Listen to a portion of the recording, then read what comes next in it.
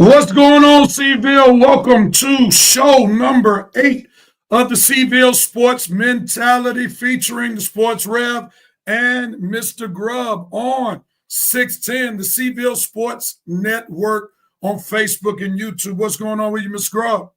I'm excited to be here. Show number 8, and we have some very special guests on today, so I'm very, very excited to see what's going to happen tonight. No doubt. Again, welcome everybody to Seville Sports Mentality Show. If you haven't already done so, go to our Facebook page and like it if you haven't already done so, or follow us. Also, feel free to subscribe to our YouTube channel, 610, Seville Sports Network. And as we do each week, we want to encourage you to come on in, check in, chime in. Let us know that you're tuning in. So right now, we have what we call the Cash Check-In, where we show love to all of the Seville, a.k.a. Cash, graduates who are watching the show. And as is our sports custom on the show, we start with one of Cash's own, Mr. Grubb, representing what year, sir? 1995. 1995 is in the Seville Sports Mentality building. If you are a graduate of Cash, come on in. Let us know when you graduated. Also, if you're not a graduate of Cash, go ahead and let us know that you're tuning in. Also, if you would like us to see your comments, please go, especially if you're on Facebook, to the Pastor Michael Clayton Harris Facebook page. You will see we're live on that page. Go ahead on, go to that page, put your comments in so we can put them on the screen. It is being shared on our network page, and we're almost a week or two away from being able to stream directly to our page. So we're looking forward to that happening. Let's see if anybody checked in. Sister Sylvia Harris, the Sports Rev's mother, is in the Seville Sports Mentality Show building. Sister Tara Mann, what's going on? Thank you for tuning in. Sister Vidal Beckman, all the way in Columbia, South Carolina, is tuning in. Thank you so much for tuning in. Anybody else? Come on in, chime in, rather. Let us know that we're tuning in so we can give you a big shout out on today. We'll give you a few more seconds. As Mr. Grubb made mention in his opening remarks, we have two legends from Coatesville who will be sharing in our Seville Sports Legacy interview on today. We have Hal, a.k.a. Zig, and Lance Ziegler, father-son duo, who are baseball legends as players, and now they're baseball legends as managers/coaches. And we're looking forward to having them at the top of the hour at 7 o'clock. All right, come on in, chime in, let us know that you're tuning in. You can feel free to do so throughout the duration of the show. But as we continue to move this show on, we want to give Red Raiders respect, where we show love and respect to those Cash athletes who had some major feats recently. So watch this video as we give Red Raiders respect. Here we go.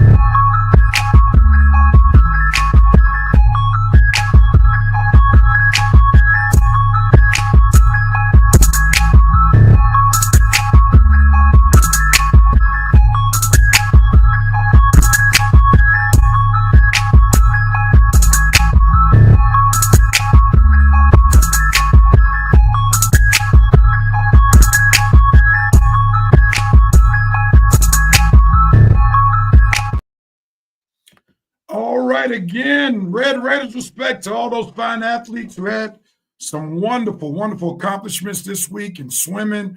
We want to show Red Raiders respect to junior Sarah McGann, who qualified in the 200 and 500 freestyle of the PIAA districts. We're showing Red Raiders respect to junior Ryan Cheniering, who qualified in the 100 breaststroke and 100 freestyle, and he's going to the PIAA districts. We're showing Red Raiders respect to swimmer sophomore Connor Finelli, who qualified in the 100 breaststroke, and he's going on and he's going on to the districts as well. Red Raider respect to freshman Ian O'Toole, who qualified in the 100 backstroke, and he's going to the PIAA districts as well.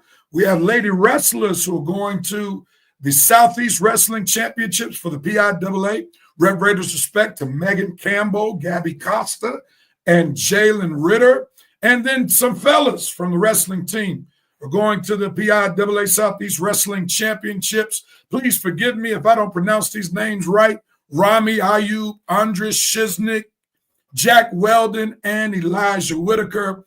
And also we want to show Red Raiders respect to the Coatesville boys basketball team, who will be playing in the semifinals game on tomorrow night at Cash against Conestoga. So we are looking forward to continuing to highlight these athletes who have done wonderful things in their respective sports. And if by chance you know of someone that we did not recognize, please feel free to contact our Facebook page, send a message, for we want to show respect where respect is due. Mr. Grubb, you have any comments in regards to these fine athletes who we're showing respect to? Congratulations to all of them. I'm sure they're going to do a yeoman's job when they go to compete in the next tournament coming up. But I want to give a shout out to some of my 1995 swimmers, like a Charlie Bach or Gretchen Lanat. Shout out to those guys because they helped pave the way for some of these younger folks to come up and do what they got to do what they do. So that's my comment on that, brother. Well, the ones you gave a shout out to 1995, they must have been good swimmers or real close friends. Very good swimmers and very good friends. All right, they got the double, the duo. Yes. Can't go wrong with that. Good stuff, good stuff. We're going to keep this train moving, and we gave Red Raiders respect to the Coatesville boys basketball team the other night. They had a barn burner at Cash. It was a Friday night special under Friday Night Lights as they went on and defeated a tough Springford team who really gave a gutsy performance, but our guys were able to persevere as they won in overtime. Mr. Grubb, I'll start with you. What were some of your thoughts about that particular game that we covered on Friday night? Well, you did not lie, man. It was a barn burner. The fire department was outside waiting on it to put out the flames. And the boys, man, this team is so resilient. They come up against turmoil, tough times, whatever you want to call it. And they've been coming through. And, man, it was, like you said, that game, the crowd was so excited. The crowd was in it. They went into overtime, and Larry Brown came up big to tie the score 44-44. Couldn't get it done, at the end of regulation, but he got it done at the beginning of overtime. And it was just a titan match, man, because Springford had, a couple good players on that team, mainly the kid Wynn. I mean, he was his jumper is wet, man. It was wet. Yeah. It was wet, and it was a little nerve-wracking, but if you look at the Coatesville fans, you never felt like they were thinking we were going to lose. That's what that team that is what this team exudes. They sweat it, It just emotes out of the locker room, and they're confident. So I feel this way, Rev. My gut is telling me that we will be playing in the championship game. I don't want to get ahead of myself. Okay. But that's my gut feeling, and it's going to be a great game against Conestoga. But I feel we're going to get it done. Maybe I'm just a homer. I don't know. So on my other show that I do on Saturdays, we have someone when we pick football games who likes to pick a lot of upset specials. And whenever he picks those upset specials, he says, I smell it. So I'm going to say on this show, when I hear your gut talking, then that means there's something about to happen that's going to be good, at least for Coatesville. Yeah, because usually when I smell it, it ain't good when it's dealing with my gut. But this is a good smell right now, Rev. I think we're going to do it. Well, that makes sense, especially since you're an exceptional cook. So something burning or something doesn't smell right makes kind of good sense because I don't think chefs like bad smells. Am I right about it? No, it's funny you mentioned that because ironically, someone at the job in the office burnt some popcorn. And burnt popcorn is the most disgusting smell. And I just don't understand, how do you burn popcorn? Everybody knows you put popcorn on for 2 minutes and 30 seconds. Food for thought. Yeah. Well, I can't hate too much because I'm one of the persons that you're talking about right now because I've burned my fair share of popcorn bags. So I can't hate on those people, but it is a terrible smell. But going back to the game, there were great highlights that you want to get off our page. Big ups to Mr. Grubb who captured those highlights. He gets the video credit for those highlights. And some of the highlights, or most of the highlights, are offensive highlights. There's one defensive highlight, and really there were more defensive highlights, especially by senior Amon folks. Mr. Grubb talked about the win fella, I think it was number 3 for Springford. And the kid's jumper was so wet, as Mr. Grubb alluded to, that he was one of those players where if he touched the ball, and especially if he was open, you just start saying, if you're rooting for the other team, oh, whatever your phrase is, whatever you fill in the blank, because that kid hit at least 5 or 6 threes, and he had 20 points going into the fourth quarter. I think he wound up finishing the game with 27 points, but our mom folks took the defensive assignment in the fourth quarter as well as in overtime, and he slowed that young man down. And I want to give big ups to our mom folks who really stepped up defensively because Coatesville was down, I think, 7-8 points going into the fourth quarter. So he needed to be slowed down in order for Coatesville to have a chance to come back into the game and actually win the game. And what can we say about the freshman, Colton Hill? I mean, I have seen a lot of basketball in my life as a player, as a coach, and I kid you not, and this is no hyperbole, I have never seen a freshman to be as composed as Coatesville's own Colton Hill. I was a scorer, and typically when you don't get points and you're going to Friday, you're forcing shots, you're not thinking about your teammates. But Colton Hill going cool and collected. And the young man winds up ending the game as Coatesville's leading scorer, where in 12 minutes, combining the fourth quarter and overtime, which is 8 plus 4 equals 12, this young man scored 21 points. Mr. Grubb, you got to chime in on Colton Hiller's performance. First, I'm going to give you a shout out for being calm, cool, and collective when you were freezing up, and you still got out what you wanted to say. So big ups to you, Rev, for coming in in the fourth quarter off the bench. You've been sitting on the bench all day, and then you came in and you performed. That's what we do on the Seaville Sports Show. You know what I mean? That's what we do. But, man, listen, Hiller, man, that guy, man, he is the whatever phrase you want to use, like you said. We were sitting in them stands, and everybody was thinking the same thing, man. He couldn't throw the ball in the ocean the first 3 quarters, man. We was wondering what was wrong with him. We didn't know if he got enough sleep the day before or not, or if he ate too much carbohydrates. I did not know what was going on with the kid. But I'm like, at the same time, everyone's like, he's a 9th grader. You gotta kind of give him a little leeway, man. But nah, not this kid. He don't want the leeway. He want the smoke. And he gave them guys a smoke in the fourth quarter. He ended up with what, Rev? 21?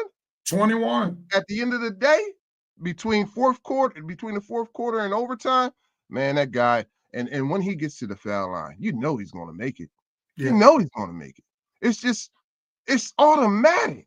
Yeah. I don't want to give Colton so much credit that his head's going to get big, but you know what? It's not going to happen because he's not going to allow it to happen.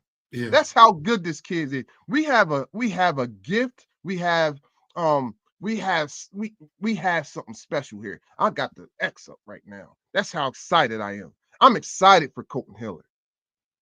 Yeah, if you have not seen him play yet, this kid is special. And I'm not saying that loosely. I've seen a lot of great ball players in my day, but Coatesville, you have somebody special. This young man right now has a jump shot that is D1 ready right now. No hyperbole. He can shoot it with the best of them. Not only can he shoot spotting up, but he can also shoot off the dribble, create his own shot, do the step back three. He already has this in his arsenal as a ninth grader who's only 14 years old. Now, Rev, if you don't mind, I'll add this because we gave him a lot of positives. In my opinion, what he needs to work on in the summertime is moving better off the ball, without the ball. We saw Rip. He was one of the best to do it, and he modeled his game after Reggie Miller. If he learns how to do that, man, he will be unstoppable. But to do that, you have to be in some tip-top shape. Tip-top shape, yeah. So I just wanted to add that, if he's listening. Colton, if you're listening, because we'll tell you in the locker room. But yeah, and in addition to that, I mean, I think Coach Chudy and Coach Ricky would say, as Colton needs to move without the basketball, they might have to run a few more sets where he may not be catching the ball on the perimeter, but because there are defenses locked in on him, they're guarding him as soon as he gets to half court.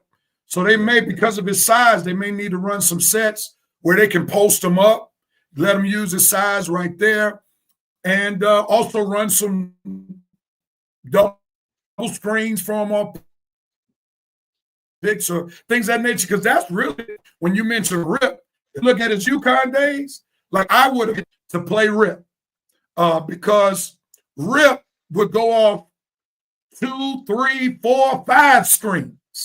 And you would get hit constantly because he would be coming off screens, especially for that mid-range jump shot. So I'm sure, the coaches are already working on it because, let's be honest, Coatesville is blessed to have one of the best boys basketball coaches. I'm not even going to say in Chester County. I'm not even going to say in Pennsylvania. But I'll say in the United States of America. Anytime you see young men developing their game, especially in season, they have a great coach. And in addition to Coach Chudy being a great coach, he has a great coaching staff. And that's always a plus whenever you're trying to make a championship run. Yes, he does have a great coaching staff. You got experience on that staff. You got Ricky Hicks, who was a former head coach for Coatesville basketball for 4 years. You got Mark Bailey, who's been there since '96, coaching, started in the ninth grade, coaching the ninth grade teams, and just continued because he has a love for the game and a love for the kids and just a passion for the sport of basketball. You got Tyree Brickets, man. You got guys like that former players that come back to contribute to the program, to give back. Because when you're growing up in Coatesville, there's a question that's asked of many former players to their coaches. Man, everything you've done for me, what can I do to repay you? And you know what they tell you, Rev? Every single one of them. Do it for someone else as it was done for you. That's good stuff. And as we continue to talk, because we're almost at the top of the hour, we're looking forward to having our CVille Sports Legacy interview with the Zieglers. I want to encourage people to continue to like 610, the CVO Sports Network Facebook page, and subscribe to the YouTube channel if you don't mind. But we can't finish talking about the boys basketball team without talking about Colton's big brother, Max Hill. He is a major addition, especially during this time of year. Max didn't really do a whole lot during the season, and we know he came off the football field. He's a big-time prospect. As a 10th grader, he's one of the best offensive linemen, not just in the state, but in the country. He already has offers from Penn State, Ohio State, and other schools. He is very sought after. No telling who's visiting Cash from week to week trying to get their hands on Max Hiller, the offensive tackle. But the way he's been playing, there may be some college basketball coaches coming into the school very soon because, as we talked about it in the interview, he's dropped 25 pounds. That's great for basketball. I don't know if that's great for football, but we'll see later on. But for right now, it's great. And he is very nimble, has soft hands. He's been catching the ball, making the easy baskets once they've been given to him. He's been imposing his will, using his big body, making room, making space, getting offensive rebounds, and he has been a dominant force on both sides of the ball for Coatesville. You have any comments that you want to give about Max? No, it's just exciting to see him do what he does on the court, man. And not when Jonas went down, he was asked, he was given a task to do, and that was to do what he had to do under the boards, get the boards. They pass it to you under the basket, have soft hands, and put it up. And that's what he's been doing. Easy work, man. Use your big body.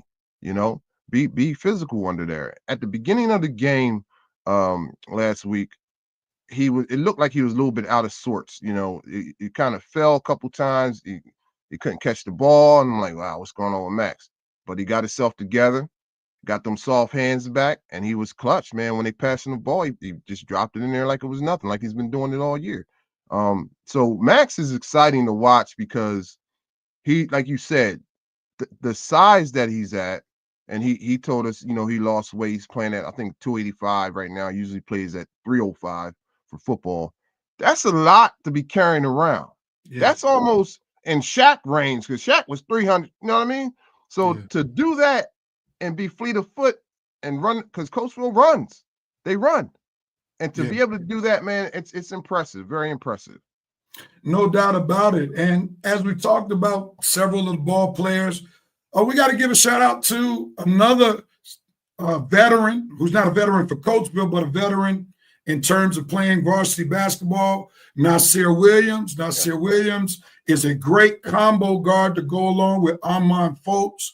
He had a lot of great assists in that game on Friday night. And it's wonderful as a team to have two guards who can handle the ball, who can deal with pressure, and also who can dish the ball. So Nasir Williams did some wonderful things. I remember in the first half, that wonderful lob pass that he gave to Larry Brown, where he was able to put it right where Larry can go get it. Larry didn't try to dunk it, but he got up in the air, got it, came down, went straight back up. So big ups to Nasir and big ups to Larry Brown. I mean, Larry is really expanding his game and showing his versatility. In the game prior to the last game, he showed his perimeter skills. He had a 3 or 2, was taking the ball to the cup. And then in this game, he said, let me show y'all, I got some low post moves as well. And he wound up hitting one of the low post moves that took the game into overtime. And then to start overtime, he gets the and one with another great post move, which allowed Coatesville to go ahead and stay ahead for the rest of the game. What are your thoughts about Nasir as well as Larry? Well, I told you in the beginning of the season that I love Nasir Williams. It's just his posture, his demeanor, and his calm, cool, collective spirit that he has, and then learning his story and what he's been through. I mean, I just love him even more. He reminds me of a former basketball player, Joey Taylor, Solo. Had the same, he just reminds me of him. Looks like he could be his son, but I don't think so. But just reminds me of Joey Taylor. Just so cool, calm, collective, and a leader. That's the most important part. He's a leader. And Larry Brown, that's my guy, man. I mean, Larry, he came in 30 pounds. He gained 30 pounds this year, and he had to learn how to use that 30 pounds. And he's getting better. Like you said, those low post moves, we really didn't see them that much before then. It was impressive, man. And he's getting better. So that's all we can ask. So this team continue to focus on what the focus is, and the sky's the limit. And Larry's seeing how his hard work, especially in the summer, is paying off for typically Larry. His first 2 years would be accustomed to getting knocked off his spot. But now he's inviting contact. And sometimes he's overly aggressive with the contact. Yeah. So it's just a wonderful thing to see how his game has evolved and just seeing how the guys are gelling. And as you said, I agree with you. I think that they are primed to advance to the finals. We don't want to talk too much in advance, but I feel very confident about their chances on tomorrow night, and we'll be there live and in living color. 610 will be on site, giving you highlights during the course of the game, giving you the score from each quarter. So please lock in if you're not at the game, or even if you're at the game, check out the highlights, like them, share them, because we want to get this exposure out to these young men who are working hard and who are on the brink of winning a District 1 PIAA District Championship. So we're looking forward to that. Again, please hit the like button on the Coatesville Sports Network Facebook page, and also subscribe to our YouTube channel. It's been good seeing some comments come in. I think you know this young lady right here. Yes, that's my wife, my loving wife. She's being, she's on reconnaissance right now, I believe. And she says she loves some Colton. All right. She'll be at the game. She's not going to come to the game until the championship game. So, but she'll be at the championship game. So that's how much confidence she has in the Red Raiders. All right. Well, we look forward to seeing her at a game, and thank y'all so much. I don't know at what portion of the interview, in the exchanges rather, that you all commented, wow, and I guess it might be Colton scoring 21 points in 12 minutes, and big ups to Kim, who is our network coordinator and communicator. We thank her so much for a lot of the stuff that she does behind the scenes. She makes the network look way more advanced than what it really is. So could y'all do us a favor? Send up some hearts, send up some likes to Kim, who does a phenomenal job for 610, the Coatesville Sports Network. She's the one that makes the graphics pop, the interviews pop, and all of that good stuff. I'm waiting on y'all to send up some hearts, send up some likes. Thank y'all so much for doing that for us. And before we bring on the Zieglers, we got to show some love to this young man who turned 75 years old today. He's the host of City Town Talk. Can Coatesville show some love to Brother Fon's new son? Happy birthday to you.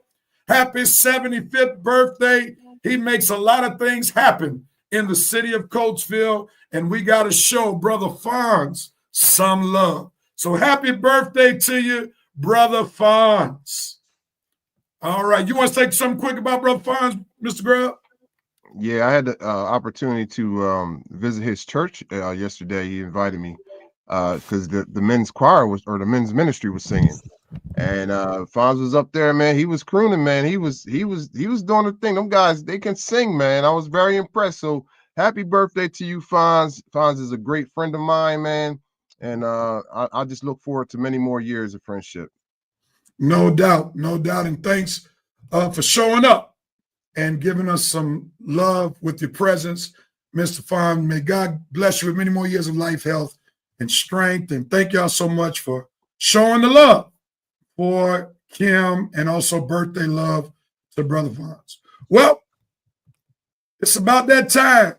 And for our Seaville Sports Legacy interview, and we get double for our sports trouble on this evening. We are blessed to have two Coatesville legends on the baseball diamond here in Coatesville.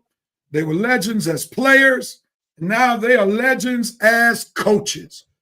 Coatesville, Seaville Sports Mentality Show family, can you all show some love to Brother Hal, a.k.a. Zig, and Lance Ziegler as they enter the Seaville Sports Mentality Show building? Come on, let's show them some love. Send up some hearts. Send up some likes. Good evening, gentlemen.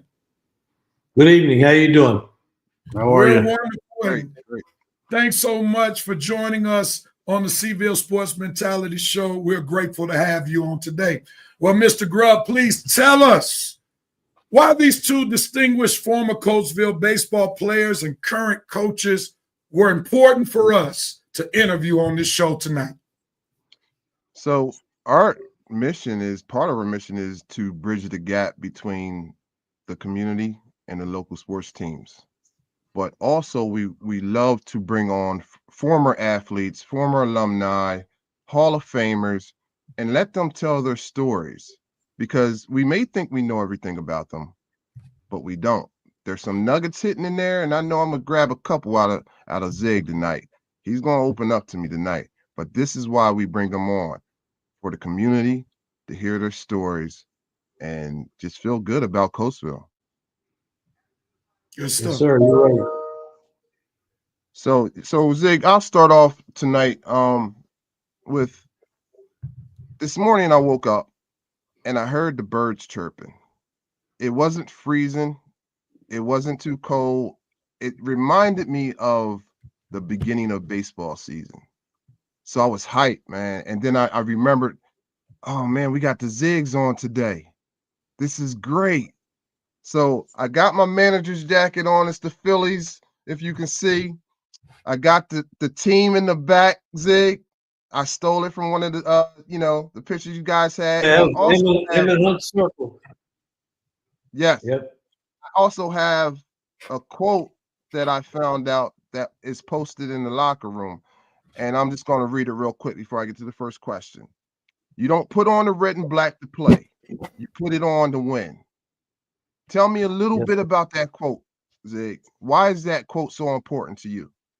Well, it's important in the fact that when I step on the field, and I try to teach the kids, when you step on the field, you're all business. And the object is to put the best product you can do there. And at the end of the day, you want to be a winner. Can appreciate that, man. So let's start off with Zig. I'm going to start off with your dad, Lance. Mr. Ziegler, how was it growing up? How was it growing up in Coatesville? I know that you grew up on 6th Avenue. Correct me if I'm wrong. That's it. But back then, when you were growing up, let us know how it was growing up in Coatesville. I can tell you, I can walk anywhere in the streets of Coatesville, alleys, anything, any time of day. I used to get down to Columbia Avenue, watch a softball game till like 9, 10 o'clock at night, walk home all by myself. It was a great city. That's why it's still a great city. We just need to help it out a little bit. Yes, sir. I agree with you on that one. So me and Lance are close together in age. Lance, you're about a year behind me. And Mr. Ziegler, I think we were probably the last generations where we could ride our bikes through Coatesville, and our parents are thinking, they're probably thinking we're like around the block or whatever, but we would ride all the way down to 18th Avenue, all around the city, and no one would mess with us. That was the great thing about Coatesville, and because Coatesville is just a small community, everybody knows each other, you know. Yeah. So I love the fact that you shared that with us. Lance, how was it growing up for you? Basically the same, you know, in Coatesville, out of Coatesville, walking from Gordon to the grandparents' house on South 6th Avenue. So it was nice and easy back then for me too. Okay. So Lance, when it's tough to have a father as a coach. Did your dad introduce you to baseball, or did you just watch your dad play baseball, or because you did watch him play baseball in adults league, right? What Yeah, I think I made was you want to play baseball? Was it you wanted to be like your dad, or did you just fall in love with it? probably be like him, and then fell in love with it as you play it. All right. I'd be playing a game, and I would look over on the other side of the fence, and he was only like 2 years old. He was throwing the ball up and hitting, and everybody's going, "Who's that little guy?" I said, "That's my son. He wants to play baseball too." Great. So Zig, you were what? What back? We were back in what, the 60s? I don't want to 67. 67. Hey, you're dating me. I'm trying. Look, I'm trying to be more as respectful as possible because you are an That's icon in okay. Coatesville, man. You're a legend I in Coatesville. understand. I'm sorry. Go ahead. I understand. I'm coming to the end of my run here shortly, so Well, that's why you're on the show, because we want to give you your flowers, and I know you're a man of not a man of many words. You're a man of showing, you know. So, what was it like for you growing not for you growing up in Coastal, but when you were introduced to the game of or football? Who introduced you? Was your father a coach, or how did that work out for my you? dad was a coach.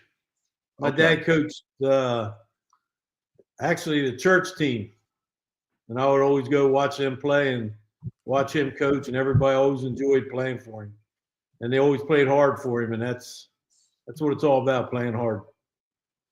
So I'm itching to ask you about a special person that was in your life. His name's Donnie Lawrence. And My brother. yes.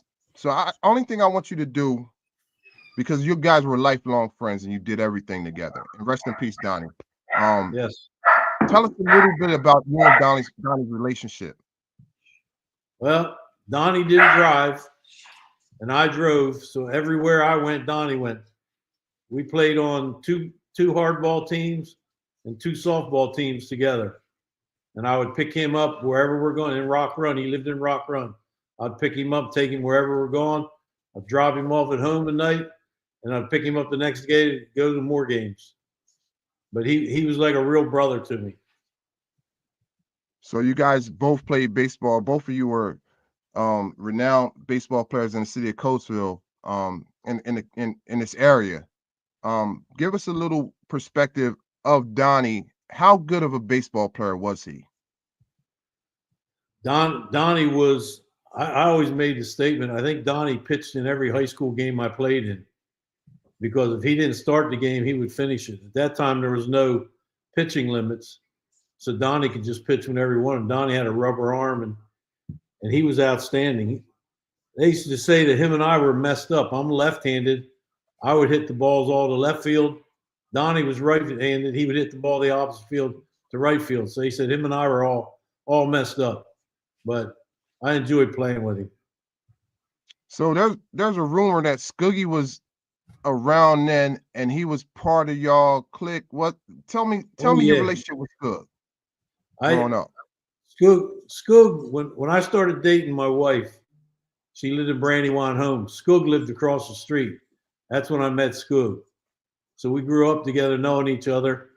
And when I started having baseball camps, I asked Scoog to help.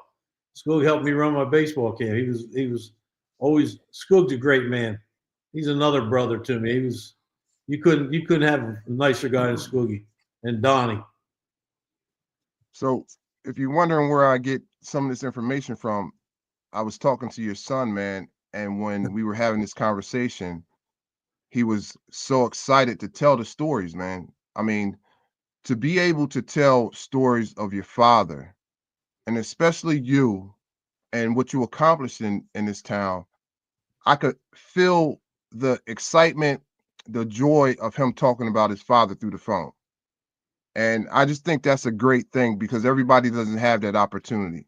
So Lance, I'll tell you on this show tonight, I always appreciate that, man, and give him his flowers as much as you can, just like you're doing today, because without Lance, Zig wouldn't be here today.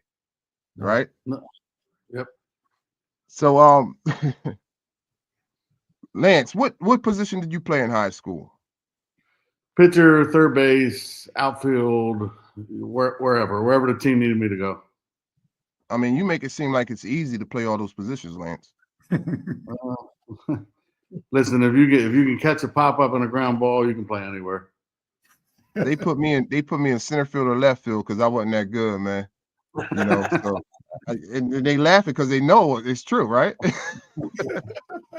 So let's go a little bit back. We're gonna step back a little bit because we're laughing about, like, let's say Little League, Callan Little League, right? Callan Little League is a and Coatesville Little League was also, but it's a staple in the town as far as, you know, grooming these young kids to learn how to play baseball. Zig, tell us a little bit about your involvement in Callan Little League, because it's not even a little bit, because you're a major part of it. Tell us a little bit about that history. It all started with him signing up for T-ball. He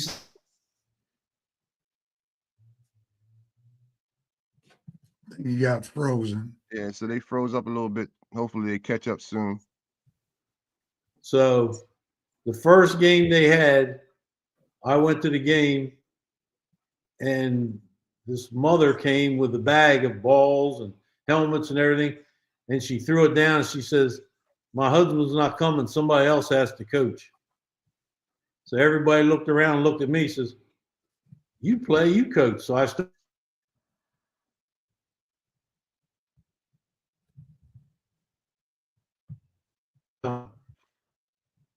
Having a little bit of technical difficulties. Yeah, so Rev, they got a little bit of bad connection. All right, well, I'll remove them right quick. Yeah. And once I see that they're back up, we'll get them back in. So, oh, there they are. All right, let's try it again. There we go. All right, go ahead, Coach. So I started coaching then, and then I coached every year he moved up. I went up with him. So I kept coaching him up. So it got to the point where at Legion Ball, and I forget who was coaching at the time at the high school. One of my parents said to me, "You need to go up to high school to coach." I said, "Nah." I said, I can't do that. It's too much time. I said, "Nah." Well, they talked me into doing it. And here's 34 years later, I'm still there. So Zig, I got a question to ask you. In high school, when I was in high school, I all I saw, you were just there. You were the coach. Were you a teacher? Nah, I worked at Geo Carlson. And what I did, I took my hours of vacation and everything to get out to go to games early. And I'd go in real early in the morning and work an early shift and then get done. So I worked in the steel mill. And that's not an easy job to have in Coatesville. I mean, the steel mill was a big thing, bigger than what it is now. It was the town of Coatesville back then. Mostly everybody worked there. That's not an easy thing to do, to be able to time manage when you have a job like that, because those type of jobs usually you have swing shifts, right? Nah, I was all one shift. I'd go in like 5:30, 6 in the morning, work till around 2, and then get down to practice or games or whatever. Hey, Lance, tell me about your experience playing varsity ball for Coatesville, because I know you were playing as a freshman, correct? Let me interrupt you before you get to that. Absolutely. He played for me, but I technically didn't coach him. I assigned another coach to him. Wow. Because he's like me, very intense, and two intense guys ramming heads together isn't good. So I assigned one of my other coaches to him. So I talked to, say, 16 ball players, and this other coach handled him.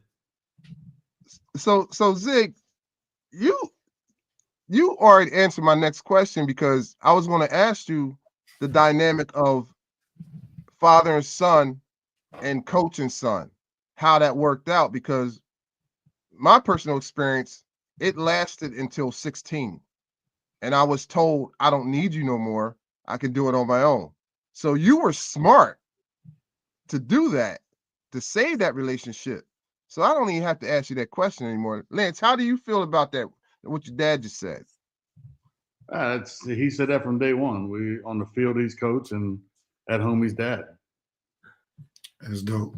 Wow, that's was that the same experience with your father, Coach Zig? Nah, I more or less just watched him. My dad was actually a tasty cake man in Coatesville, and he got up early in the morning. So I just go watch his games and then go on home. Are you telling me there was a tasty cake factory in Coatesville? No, they used to bring it out by truck out to him, Okay. and he delivered to all the stores in Coatesville. Okay. As we get ready to transition, there's some comments that have been made. And I think you all know this young lady right here, Oh. Holly Ziegler Lurch. I think she wanted to give a shout out to her uncle. She said Donnie was an uncle to me and Lance. He was Dad's best friend and bought me my first Easter basket. Also, Kim said what an influential pair they were, I think, referring to you, Mr. Zig, along with your brother Donnie. Jim LeConte said, I had a chance to play on the great team at Callan. I stunk, but I was on the team. That's some great self-awareness. So I guess I don't need to ask you all if that was true or not, since he already said it himself. Yeah, Jim did stink. Jim's a classmate of mine, so I could say that. All right. And I'm going to ask some questions in just a minute to continue on to piggyback off of Mr. Grubb. But if by chance you would like to ask a question to Zig or Lance, you can text that question to area code 404-402-6605. Again, if you would like to ask a question to Mr. Zig and or Lance, please text that question to 404-402-6605. Now, Mr. Zig, I'm going to be very respectful to you because this is the first time I've ever been in your company. But I do have a baseball bone to pick with you. I am an Atlanta Braves fan. I spent 32 years in Atlanta before I moved back to Coatesville, where I was born. And I need to ask you this question.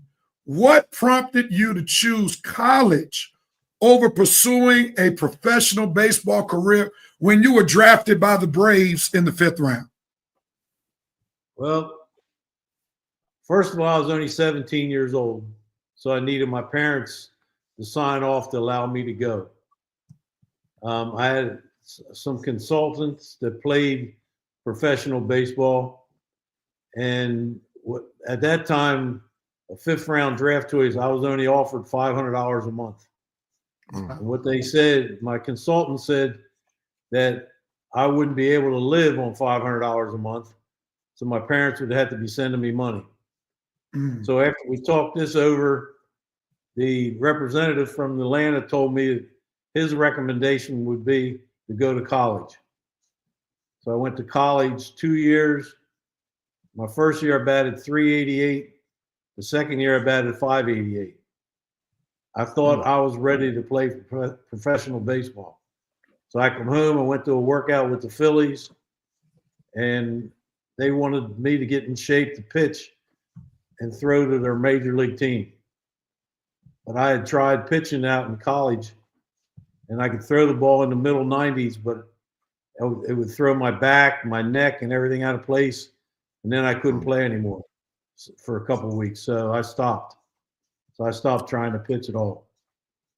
Interesting. Now, who are some of your major baseball player influences, either local or in the major leagues as you were growing up? The major league baseball player I always followed was Brooks Robinson. Third He base. played third base. I played third base, and I tried to make my game look like his. And otherwise, it would be Paul Changer, my coach. And Paul had played for the Atlanta Braves, and he hurt his arm and had to quit. So he was my coach. That's good stuff. Now, obviously, you were influenced by your coach, and I wonder, did he have any influence on why you went into coaching? A little bit, yes. Like I said, there was a position open. So I interviewed with him, and he hired me. And then the head coach, after that season, left. Oh, we got that frozen bug again. Can you hear All me? right. All right, you're back. Come on. All right. So I told him I was going to quit coaching because of my work hours and all that. And he talked me into staying. So I started the following year as the varsity coach. And the first guy I got to help me was Donnie. So Donnie and I started right together right away. Well, that's impressive to go from JV coach to varsity coach or managing in 1 year. That's really It was tough. I started something, and everybody does it now. I started something off-season workouts. We worked out through the winter, and we were working out one time. I actually worked out in a barn out in Mortonville. I had to put heaters in and everything. We hid out there. When we were practicing one day there, and the Conestoga coach walks in, and I knew him. I said, "How did you know about this place?" He said, "I'm asking because I'm trying to find out why you guys are always so good." He said, "I see what you're doing." So all the other coaches, then they started doing the same thing. They would start winter workouts, and that's like right now we're at the last week of our winter workouts this week, and next week we start tryouts. all right. I appreciate that, and that's a good plug. Go and catch the Coatesville boys baseball team. It's right around the corner, and we're looking forward to having a great season. Coach Zig, let me ask you this question. I used to coach basketball when I lived in Atlanta. I was a part of a few state championship teams. Growing up, I had the aspiration to be a head coach. Typically, head coaches have what they call a philosophy. One of the person's philosophies that I gleaned to in basketball was a person by the name of Morgan Wooten, who coached DeMatha High School in Washington, D.C., and his coaching philosophy was play hard, play smart, and have fun. Do you have a specific coaching philosophy that has stayed with you for most of your coaching career? I got one I go by. Make the last game of the year mean something. So when you walk off that field, it meant something. And that should be your philosophy and your goal. Now, I wonder when I hear that philosophy of yours, I'm thinking maybe you thought about maybe your last game when you played. Did that have any significance on how that developed your philosophy for how you managed? A little bit had to do with it, but I always figured I played so hard. I'm one of the guys that carried the game with me. After the game, I was one of the ones, and even when I had my girlfriend and then my wife, she knew after a game, if it was a tough game, just to let me cool down and let me get my bearings straight, and I'll talk, because I was very intense, very intense. Now, how many years have you been the manager for Coatesville? This will be 34 coming up this year. Wow. You don't see too many managers these days manage for 3+ decades, even in high school baseball. So that leads me to my next question. What do you consider the key to your longevity as Coatesville's manager? Loving the kids. I love to be around the kids. I was used to being around him when he played ball, and it's just so much fun. I love the game of baseball. I love to see the kids work hard, and I'm just there to help them. That's good. Last question for you before I turn it over to Lance. What has been your greatest joy while managing the Coatesville baseball team? I can say it's the greatest joy and the greatest heartache, both. The year we went to the state finals and we lost. It was a great joy to be there, but a great heartache to lose. Wow. Well, and I'm sure you're probably like many coaches who probably focus on some of the toughest losses more than your greatest wins. Yes. That one bothers me. I still remember that one. You had Vinny on last week. I remember a game with Vinny. We were like 23-0. We played this team from, I think, Central Dauphin or somewhere. Their pitcher was warming up. I had somebody go over and look at him. They come back and they said, he's over there talking. He hasn't pitched all year. He had a bad arm. But he said his ball moves very well. We ended up losing that game something like 3-2. And that was a tough game. That was a tough one to swallow. Your daughter continues to comment. She says his ball team is part of his family. And she also said dad gives his heart on and off the field to all of his players. So it's clear that your daughter pays close attention to the work that you do, and she's very proud of you. And I imagine your son is feeling the same way. It's a blessing to see that you all work together. And as I talk about your son, Lance, you had a very prolific career. It was hampered by injury. Did you have aspirations to go to the major leagues? And if so, what would you say prohibited that dream to come true? Probably throwing too many pitches between high school, college, and just blew the elbow out. And that's one thing I try to do now is help the kids not do that. So you're probably in favor with the new rules that have come in within the past decade in Little League as well as in high school, and I think they even have it in college, where they have the pitch count rule. So you're totally in favor for that rule. Throw 100 and you froze up real quickly. See, come back in. All right, they went out. We'll bring them back up in just a moment. Mr. Grubb, from what we've heard so far with the interview, has anything come out that you did not know?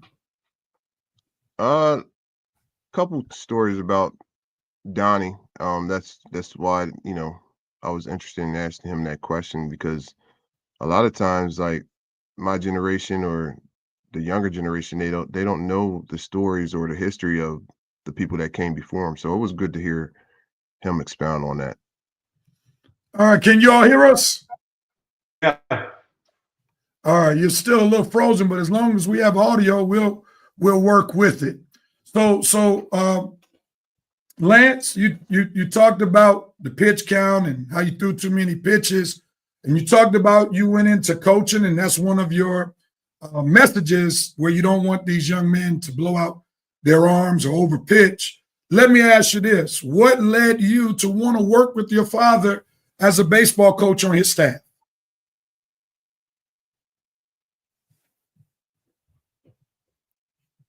back to the community. All right, hold on just a second. You're going in and out. Hopefully we get a better connection in just a second. Can you hear me? I can hear you. All right, go ahead on. Answer that question. What led you to work with your father on the staff? Just to basically get back to, the community where I grew up that gave me a chance to play and wear the red and black. That's good stuff. And what are some of the most valuable lessons you learned from your father as a baseball coach and manager? Whew, that's a tough one because there's so many. Probably to leave everything on the field. That's probably the biggest thing I can say is leave everything on the field, give everything you got. And if it, win, lose, or draws, if you give everything you got, you can say you did your part. Good stuff. As a baseball coach, this is a two-part. How are you like your father, and how are you different? I'm liking because we put a lot of time in, and once we commit to something, we commit to it. We're a little different in some philosophies because he's more of an offensive guy, and I'm probably more of a pitching guy and things like that. But we're the same in a lot of ways, but there's a lot of difference too. Now, do those differences ever show up as you all go through the season? Yeah, it can. We can have some great talks. That's the kind way of saying some tough discussions, huh? Yes. All But right. it's all in love. So how do you all come to an agreement on what needs to be done when you have those nice talks? I put my opinion in and then turn to him and say, "You're the head man. It's your call." Okay, so you respect the position. Oh yeah. Now your The one thing father alluded. I'm sorry. Go ahead. The one thing I have did is surrounded myself with good coaches. I got Lance that works with the pitchers, Chad O'Hare, who's my assistant coach. He does the infield. Carmen Sano is now helping with the infield. Jason Rickenbaugh, who was a catcher. All these guys have played for me. Jason Rickenbaugh, who's a catcher, works with all our catchers. And like I say, Lance takes care of our pitchers. Now, Coach Zig, you alluded to earlier that it may be your career as a manager may be coming to an end. So how much longer do you feel you're going to keep doing what you do? I don't know. I guess till my health gives out. I've had one knee replacement. The other knee is in bad shape, but it's holding on. I'll just stay as long as I can. Or sometimes I'll have conversations with my assistant coaches and I'll tell them, if you guys really want to take over, just let me know and I'll step down and I'll give it to you. And Lance, I have two more questions for you, and then I'm gonna turn it over to Mr. Grubb. I haven't seen any questions come in yet, so we'll just continue to go. And your daughter chimed in. Coaching keeps him going, so coaching is the Energizer Bunny for you.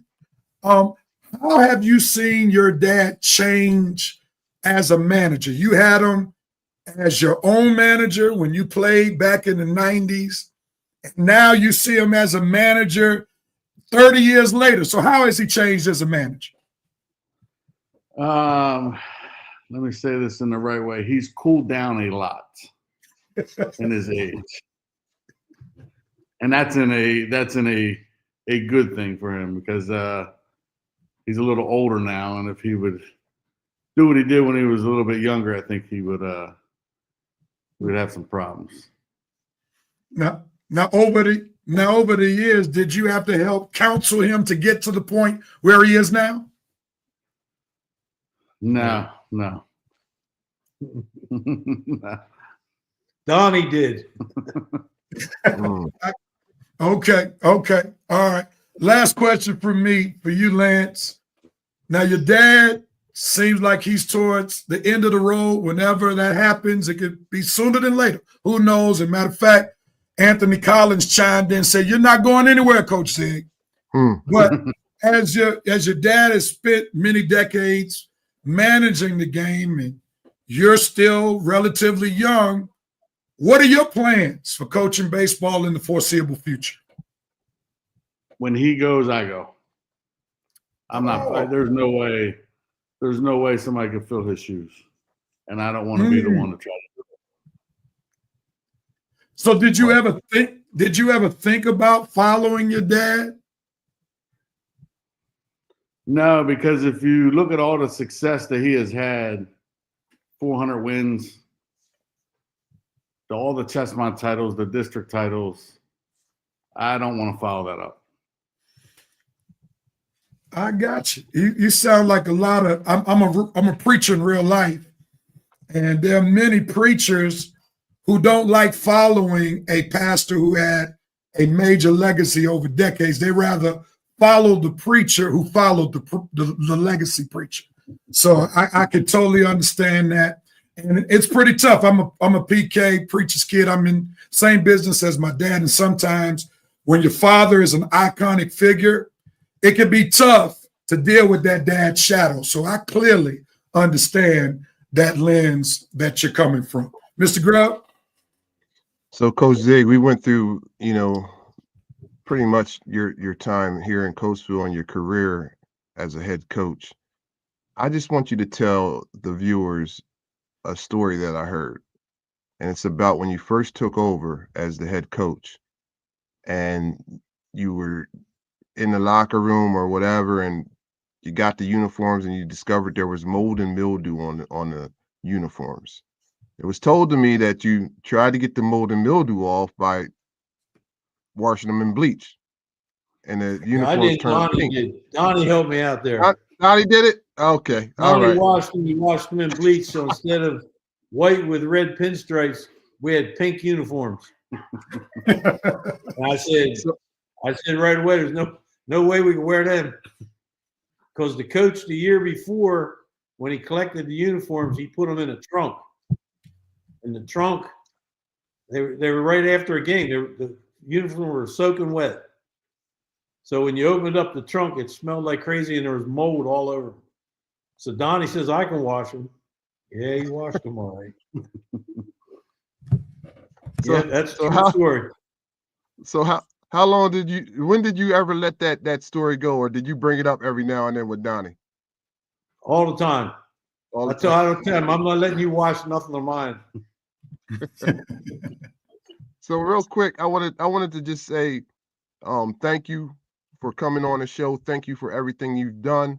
To look at where Coatesville baseball was before you took over, it's my understanding that it was a 31-year drought for Coatesville not winning the Chestnut championship or title until you came, and then eventually you ran off like a 9-year streak of winning the Chestnut title.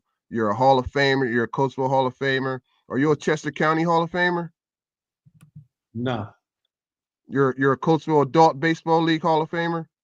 Yeah, and the Westchester Adult League Hall of Famer. Okay. Baseball.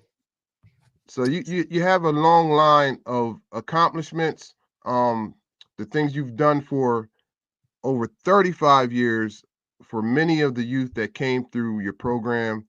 It's just amazing, man. And then to look at the baseball field now, knowing that it's a destination where other local schools would love to play because you guys have the lights and you're able to play at night. Are you guys the only school that has lights on your We're field? the only school in the Chestnut, yeah.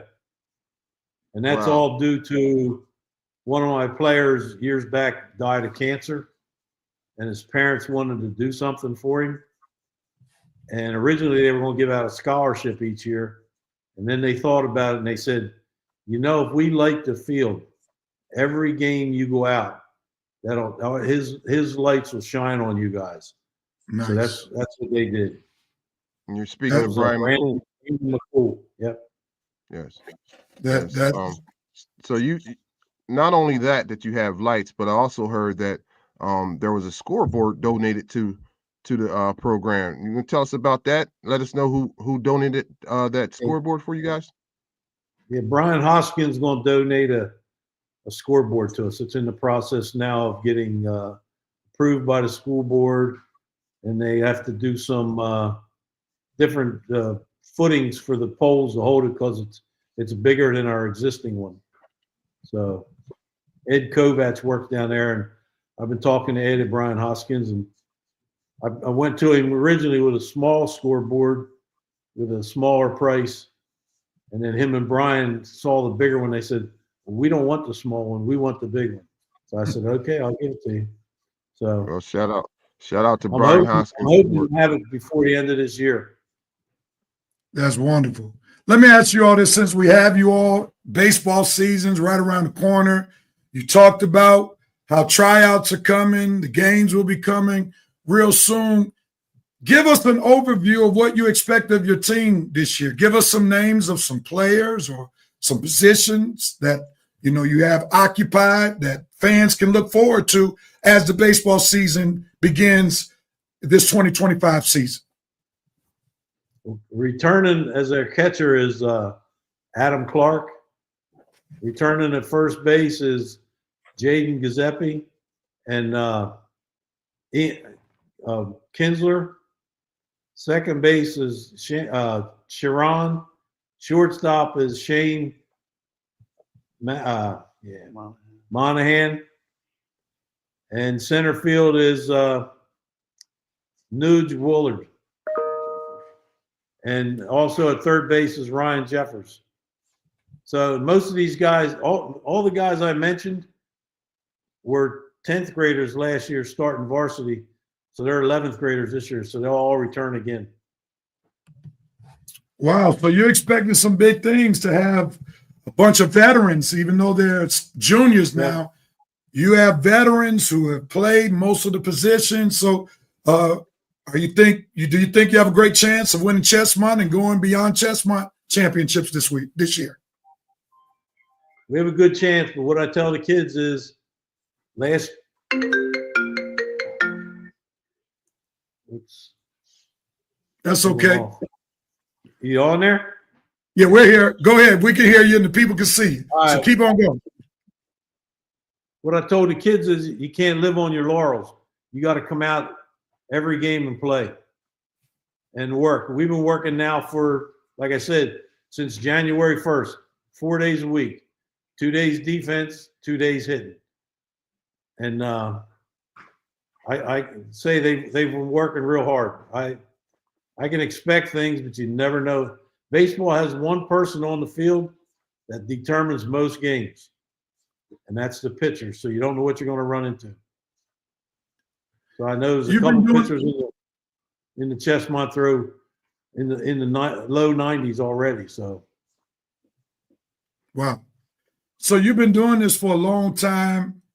You've had 30 plus opening days. How do you develop team chemistry in a given year? And I know it may change each year because sometimes you have veteran ball clubs, some years you have younger ball clubs. So typically, how do you go about building team chemistry from year to year? I just make them do everything one person does, they all have to do. They all have to show respect to not only the coaches. At the end of every practice, I make every kid come up and thank the coach for working with them. Mm. Also, I talk to them as individuals and I talk to them as groups about that same thing. We got to play as one. We got to treat as one. We have to be one entity going for one goal. That's awesome. That's awesome. Well, we're going to shift gears now. We do a fun thing on this show called Red Raiders Rapid Fire. And what Mr. Grubb is going to do, he's going to give you, or he's going to say something, and maybe something pertaining to baseball, Coatesville, your family, who knows? I haven't really seen the list. And we want you to share the first thing that comes to your mind in no more than 3 words. If you go more than 3 words, I have the power of the mute button on my side. All right? So we want to see how coachable you both are in this Red Raiders Rapid Fire. So Mr. Grubb is going to explain how he's going to give it to you, if he's going to go back and forth or give it to one of you all at a time. Mr. Grubb, it's all yours. All right, so Lance, I'm going to start off with you. I wish I had some theme music to start you off, but I don't. So we're going to just jump right into it, Lance. Coatesville baseball. Coatesville baseball. Zig. Joe Levan. Best friend. The Real Red Raider Fantasy Football Chat Group. Funny. 1996. Chestmont title. Debbie Ziegler. The real coach. Hal Ziegler. Pop. Coatesville baseball night games.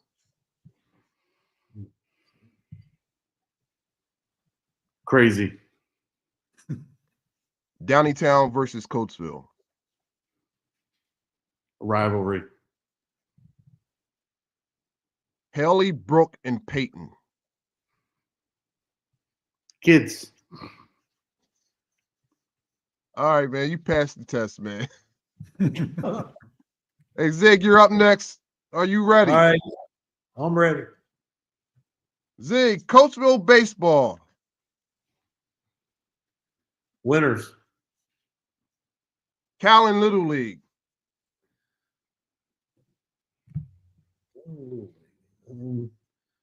Grooming. That's all grooming down there. 6th Avenue. Hometown. Coatesville Adult Baseball League, Westchester Adult Baseball League. Very intense. Debbie Ziegler. The general manager. Yeah. Good one. Lance. My pitching coach. This isn't on the list, but I got to give her props. Holly Ziegler, Lurch. She was a scorekeeper. Scoogie Smith. My brother. Donnie Lawrence. My other brother. Sum it up in 3 words, 34 years. Went real fast. Wow. Appreciate That's it. awesome. Man. That's awesome. Thank you so much for participating in our Red Raiders Rapid Fire. And I want to just ask you one question as we get ready to conclude this interview. Obviously, family is very important for you working with your son. You called your wife the general manager. We see that your daughter has chimed in. So over these years, Coach Zig, please tell us the importance of your family being a part of this baseball journey. It has to be number one. That comes first. Without family, you have nothing. That's why I try to make it a family situation for the baseball team. We're just one family. If one of us is hurt, we're all hurt. If one of us needs help, we're all there to help. That's awesome. And I'm going to finish it with Lance. So my father and I had the same profession I used to have because my father passed back in 2019. And one of the things I came to appreciate even more about my father once he passed is how he never allowed his profession to get in the way of raising me as a son and being a part of my family.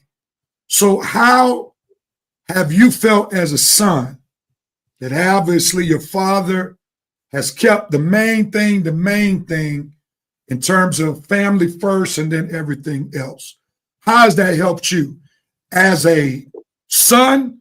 And even also, how has that help you as a husband and a father? It's everything. Just watching how he concludes the day, the way he starts the day at home and finishes the day at home, and you know, it's all about love. It's all about family. His kids, you know, he tells the kids at the high school, once you step on the field with me, you're not my kids. Then he leaves and has the family at home. Just taught me a lot. Taught me a lot about how to raise a family. That's awesome. That's awesome. And I'm sure just hearing those words has made your dad feel something on the inside, because it's always a great thing when people can hear about how they made an impact in their children's lives, because sometimes, especially in the ministerial world, ministers sometimes impact other people more than they do their own family. And that's problematic. But we see that in this case, it's clear that Coach Zig has impacted his family first, and that impact has translated onto the baseball diamond here in Coatesville for 3+ decades. Gentlemen, we have to thank you so much for your time with us, sharing your stories, sharing your family love, sharing about the upcoming season. So if you don't mind, Seaville Sports Mentality Show family, can y'all send up some hearts? Can you send up some likes for Coach Zig and Lance, who have blessed us on today with their virtual presence? And as we get ready to go, Mr. Grubb, give them one parting word as we get ready to press on. As Good would say, yeoman's job on the interview, guys. Yeoman's job. Love you guys. You need a Ville hat too. You need to get that P off your head and put a Ville hat on. I'm not going to throw Lance under the bus, but the P stands for pause, Zig. Pause. Oh, okay. All right. Thank you, gentlemen. I'll see you guys down on the field. I'll be down there. Thank y'all so much. Thank y'all so much for your time. This has been a fruitful interview. And hopefully during the course of the season, maybe we can have you back on so y'all can give us updates from time to time. Sounds great. Thank you. All right. It's our pleasure. Give it up, Seville, for Coach Zig and his son, Lance. We truly appreciate their time. We thank y'all for your comments. Bill McCool said, Zig, it's Coatesville baseball. Anthony Collins said, I think I can speak for all of Coatesville baseball. Thanks for everything you two do and have done. Sister Tara Mann said, great interview. Best wishes to your upcoming season. Kim said, love this. Lauren said, bring on 2025. Sylvia Harris said, heartwarming interviews. Bill Sharp Jr. said, great show with great men. And the dog and sister said, wahoo. Great, great stuff, great stuff, great stuff. And again, we want to thank the Zieglers for coming on, and we look forward to seeing them at the Baseball Diamond, covering the sport of the 2025 season in just a few weeks. Any final wrap-up to sum up that interview that we just did?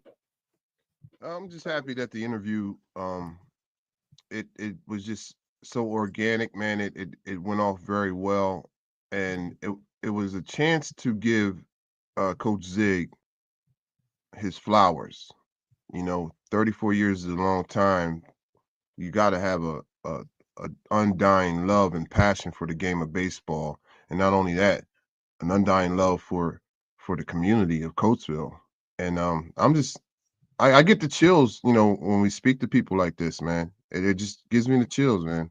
So great interview, great job, Rev, and just it was a great interview. That's good stuff, and we appreciate all of the contributions, how you set the table. We're talking about Coatesville, and then we were able to build upon it, so that's great stuff, and we appreciate the interview being great because we had two great people to interview who brought some wonderful substance to the interview. We go from one great coach to another great coach as we pay homage each week, or we do our best to pay homage to a coach who impacted you as a coach, who impacted me as a church person, as a deacon, and as a friend. We have our schoolgism for the week, and we thank Mr. Grubb for providing this schoolgism that we'll post at this time. And the schoolgism is this: it's not about how many times you get knocked down, it's how many times you get up is what matters. Give us some commentary on this schoolgism. So this is one of Skoog's original sayings that he would say to not only me, but other kids, other people, and when they were down or they were going through some type of trials or tribulations. So watching the boys basketball team play last week, they got knocked down a couple times, man, but they kept getting up, and that's where, remembering this saying that Skoog would say, that's where that generated from. So I thought it was fitting to share this Skoogism at this moment and at this time. And I'll tell you one thing. There's a scene, and I forget which Rocky it is, but he gives this speech to his son about not giving up. And he says it real passionately, and I'm watching it for the first time, and I'm like, where did I hear that from? Like, he's still, but it's a great speech. But Skoog was the first one to say that, man. So I give all credit to Skoog and this Skoogism. One of the things I love about sports, it really prepares you for life. And as you talked about the basketball team embodying this particular Skoogism, the reality is no matter what you do in life, you're going to get knocked down. You're not exempt. That's scriptural. In this life, you will have trials and tribulations. The rain falls on the just and the unjust. And many times people don't experience great success in various things in life because they don't know how to get back up when they're knocked down. And this is why endurance is necessary when you're playing a sport. This is why faith is necessary when you're dealing with the hard knocks of life, because you're going to have the ammunition on how to get back up once you've been knocked down. No person who's gotten a high school diploma, college degree, or postgraduate degree will be able to hold that degree in their hand or post it on the wall if they didn't have a story on how they got back up after they got knocked down. No sports team can hoist a trophy or wear a medal without having a story about how they got back up once they were knocked down. So Deacon Scoogie, Coach Scoogie was definitely on point with this particular Scoogism.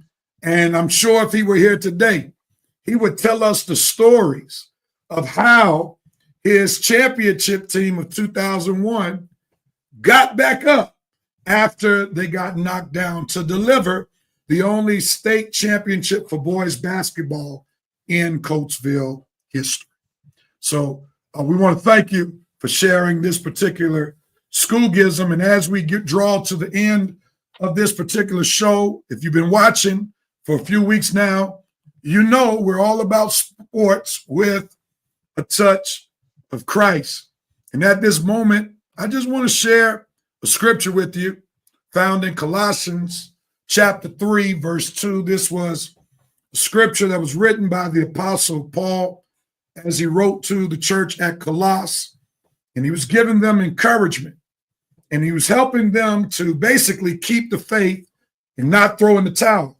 Using the Scoogism, he was helping them get back up after they'd been knocked down by various trials that they were going through. He said, in order to get back up after you've been knocked down, you have to set your mind on things above, not on things on the earth. Those things that they should set their mind on should be hope, joy, peace, comfort. Those are things that you can't go to the grocery store and ask someone who works at the grocery store, what aisle can I find that peace? What aisle can I find that joy, that strength? Those are things, as Jesus' half-brother said, James, those things only come from above. So if you want to be able to get up from when you're knocked down, you got to set your mind on things above, not on earth. On earth, there's a lot of discouragement. On earth, there are a lot of haters and haterettes. On earth, there are a lot of barriers that will cause you to feel like it's time to throw in the towel. That's why you can't live life from an earthly perspective. It has to be a heavenly perspective. And I'm thankful that God has given us his word to allow us to live from a heavenly perspective so that when we get knocked down, when we have trials and tribulations, as the psalmist says, we can look to the hills from whence cometh our help, knowing that all our help comes from the Lord. So I encourage you as we close to set your mind on things above and not on earth. And guess what? The best is yet to come. Mr. Grubb, do you have any closing words as we get ready to finish this particular episode? Just want to thank the viewers for tuning in today. And like Russell Simmons said, God bless. Good night. No diggity, no doubt. Thank y'all so much for tuning in to show number 8 of the Seville Sports Mentality Show. If you enjoyed this show, tell somebody about the show. Share the show on Facebook. If you're on YouTube, copy the link, text the link to somebody else. And also tune in next week and bring in some other people to tune in at 6:30 next Monday on the Seville Sports Network. So we look forward to being with you all next week. Great job, Mr. Grubb. Thank you, Kim, for all that you do behind the scenes. Peace and love, everybody. Everyone have a good night.